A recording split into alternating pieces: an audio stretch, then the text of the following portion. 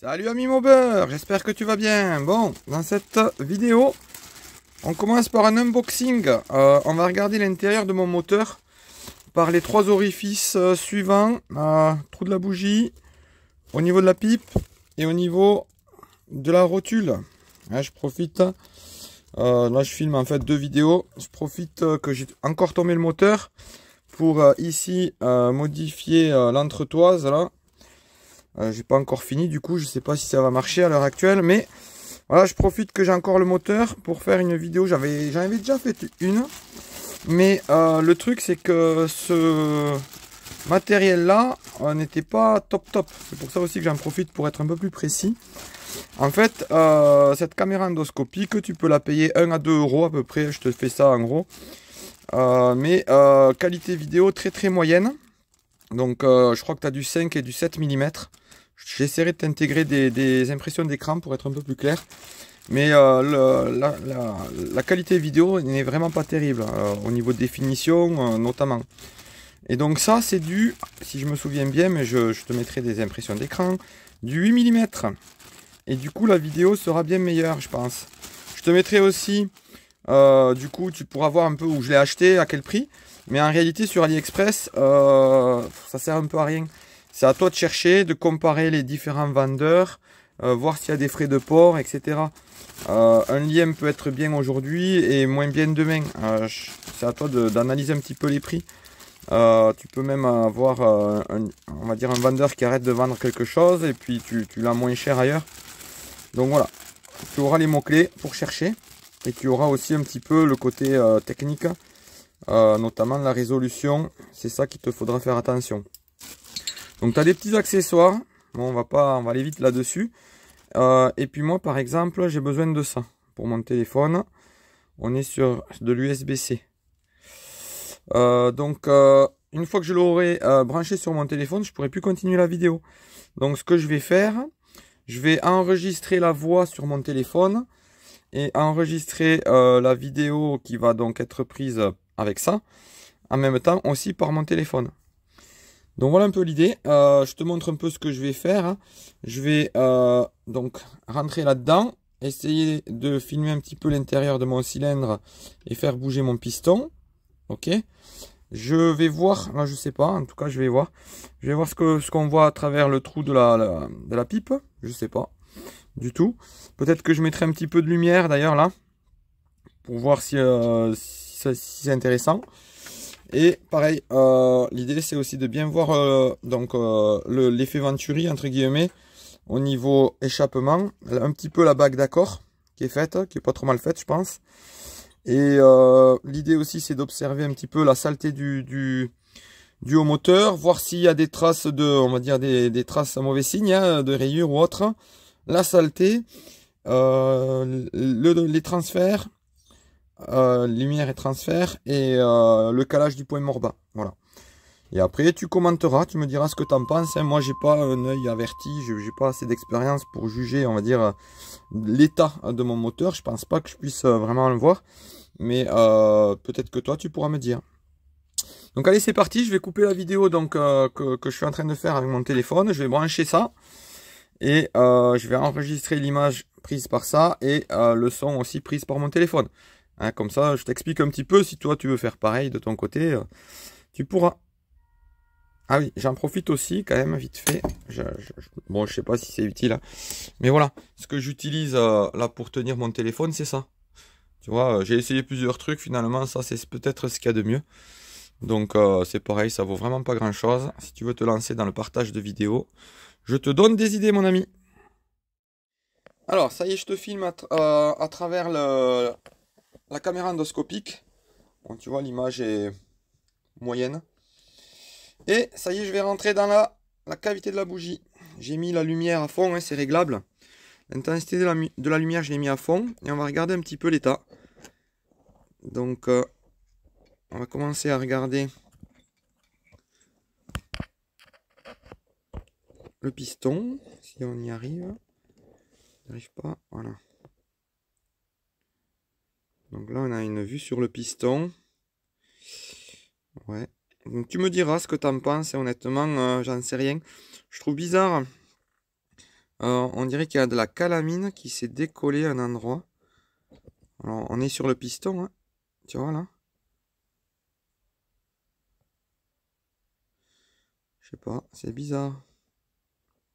Peut-être qu'il y a de la saleté qui s'est décollée, ouais, sur le piston.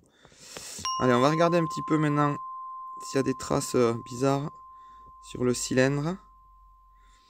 Donc, on voit des traits verticaux au niveau des extrémités des lumières. On a des traits verticaux qui montent et qui descendent. Alors, est-ce que c'est de l'usure normale ou pas? Je sais pas.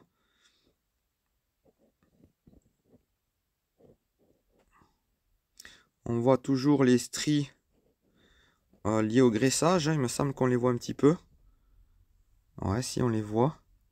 Bon, à mon avis, ça c'est pas des rayures, hein, c'est très verticaux. C'est soit de la saleté, soit de l'usure, hein. Tu me diras, j'en sais rien en fait, hein. J'en sais rien, hein, je sais pas. Après, de grosses rayures, j'en vois pas.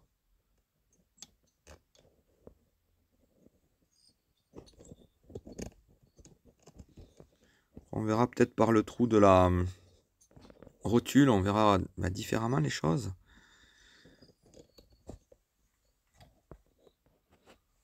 Alors le calage du point mort bas. Voilà.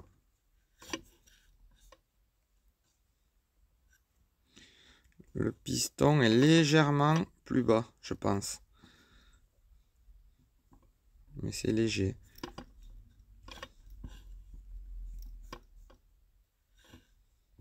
Donc on est bon. On est très bon. Donc le calage il est bon. Tu vois, au niveau, on va dire, de la lumière. Donc David n'avait pas ébavuré parce qu'il n'y avait pas besoin. Mais voilà, c'est propre, hein, les lumières. Je vais essayer de faire le tour.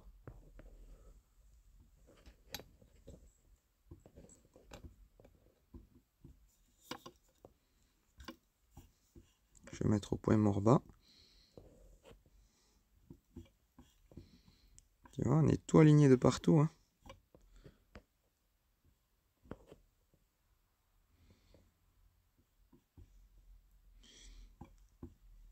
Donc tu me diras ce que tu en penses là, c'est très. Là où il n'y a pas de lumière, du coup c'est plus propre. Ce qui me paraît logique, puisque les flux ils vont moins.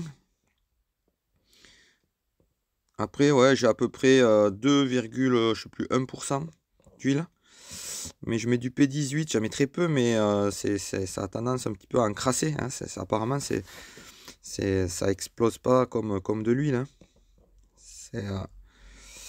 C'est pas un très bon combustible, le P18, mais j'en mets très peu. Puis par contre, ça lubrifie mieux.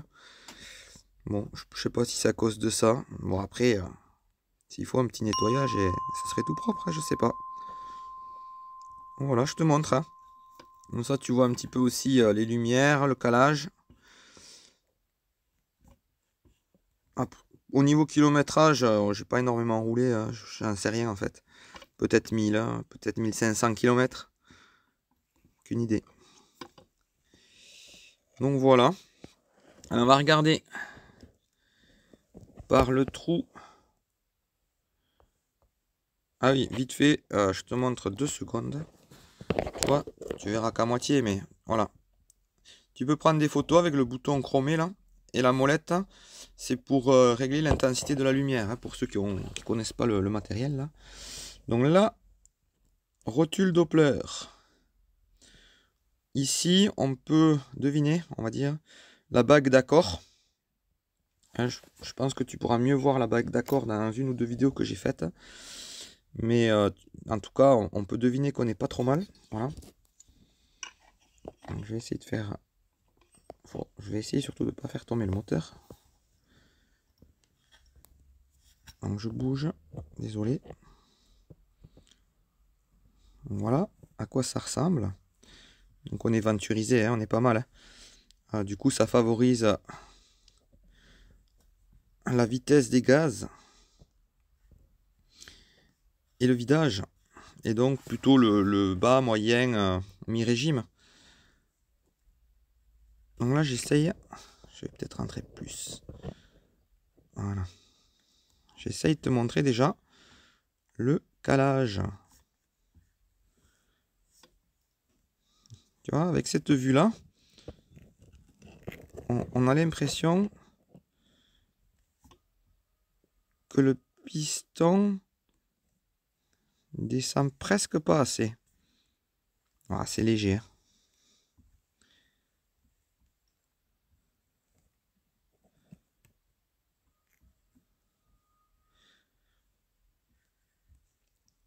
C'est léger. Mais je pense qu'on pourrait rehausser un petit peu encore le cylindre. De toute façon, c'est prévu. Hein. Je vais l'essayer. Là, on voit le trou de décompresseur qu'a fait David. Voilà, là-haut. Puisque là, j'étais en culasse transval avec décompresseur. Du coup, on avait fait ce choix-là. Voilà, voilà. Donc, la bague. Tu verras pas grand-chose, hein, mais tu vois, moi, j'ai pas touché au conduit d'échappement. Et d'un côté, on est à ras de la rotule et de l'autre côté, on est à ras de l'aluminium du cylindre. Et on n'a qu'une pente.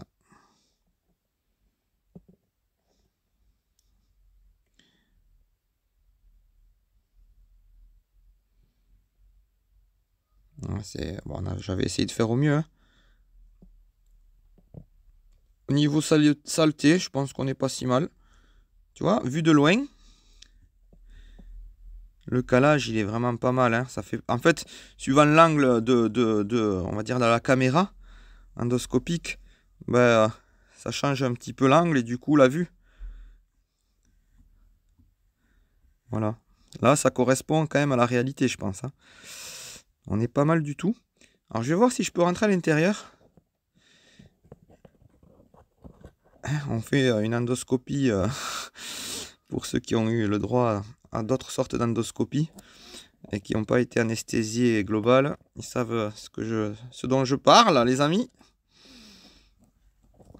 Du moins, j'espère que non, mais mais peut-être que si. Alors voilà. On peut observer les traces verticales qu'on voit un peu partout. Alors qu'est-ce que c'est? Je sais pas. Est-ce que le cylindre a quand même commencé à souffrir? Ou est-ce que c'est rien du tout? Je ne sais pas. Après, je pense que c'est le genre de rayure qu'on sent pas en passant le doigt.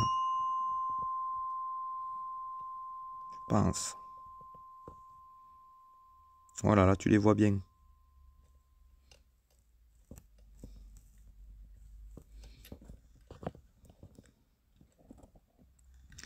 J'aurais bien aimé essayer.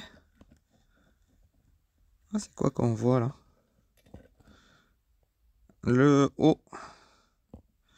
Donc là, on peut observer le trou de la bougie. Et donc là, on observe la culasse qui n'est vraiment pas sale. Dis donc, je suis surpris.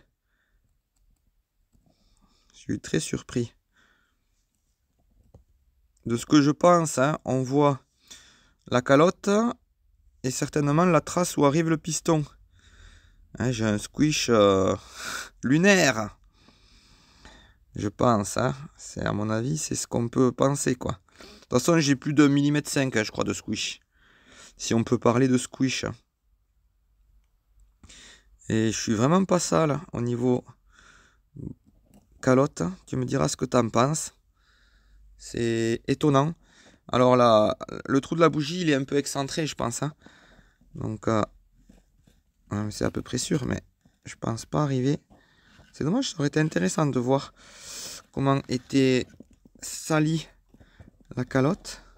Mais le truc, c'est pas comme une vraie endoscopie quand tu as des problèmes, tu vois, au côlon. Tu peux la diriger, ta caméra, a priori, mais là, non.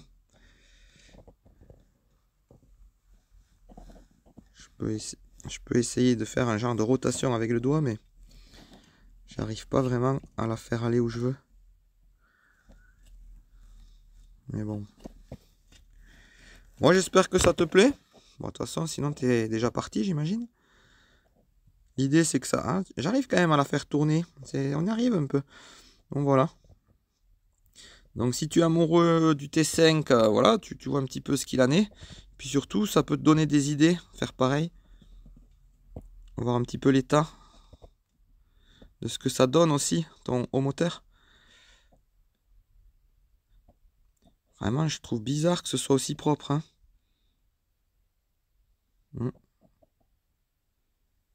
Alors, est-ce que je serais trop pauvre? Non, je pense pas.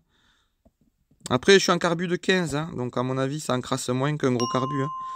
Tu vois les traces? J'espère que tu commenteras concernant ces traces. Si c'est tout à fait normal. Ou si ça craint. On voit les traces de stries. Le cylindre, il est pas usé. Hein. C'est peut-être que de la saleté. Hein. J'ai pas l'habitude, moi. Je sais pas. Bon, voilà. Là, si je fais monter mon piston, je vais avoir un problème. Donc, j'ai reculé. On va regarder un petit peu ce qu'on voit au niveau du piston. Et des segments.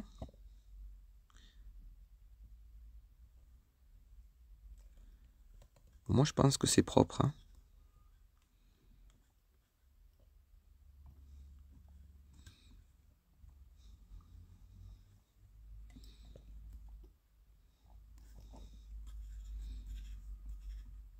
Tu me diras, là, il y a une trace hein, verticale, un petit trait noir. Je sais pas.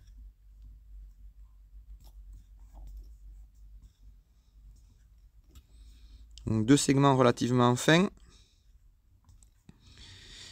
Alors, on va terminer.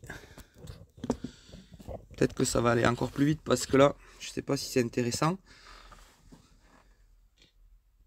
Qu'est-ce qu'on voit en passant? Donc, j'ai quasiment pas roulé avec ces clapets parce que j'avais un problème électrique en fait. Pour ceux qui ont suivi. Donc ouais, certains vont me dire que je l'ai mis à l'envers, la lamelle Polini. Donc ça aussi, j'avais fait des vidéos par rapport à ça. Bon, on va dire que je pense que ça reste le meilleur choix à faire pour le cas présent. Hein, où ça avait l'air de plaquer un petit peu mieux dans ce sens-là. Mais c'était quasiment du pareil au même. Et ce serait à refaire, j'aurais mis dans l'autre sens, pour être tranquille.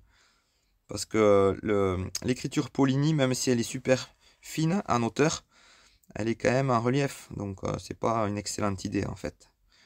Mais bon. Là on voit pas, mais ça plaquait bien. Hein, ça plaquait bien. On voit pas là où ça pourrait être intéressant de voir. J'aurais bien aimé voir la totalité, mais non. On peut observer les joints. Est-ce qu'il y aurait un problème de joint par exemple? Bon, il n'y en a pas. Mais c'est à peu près tout.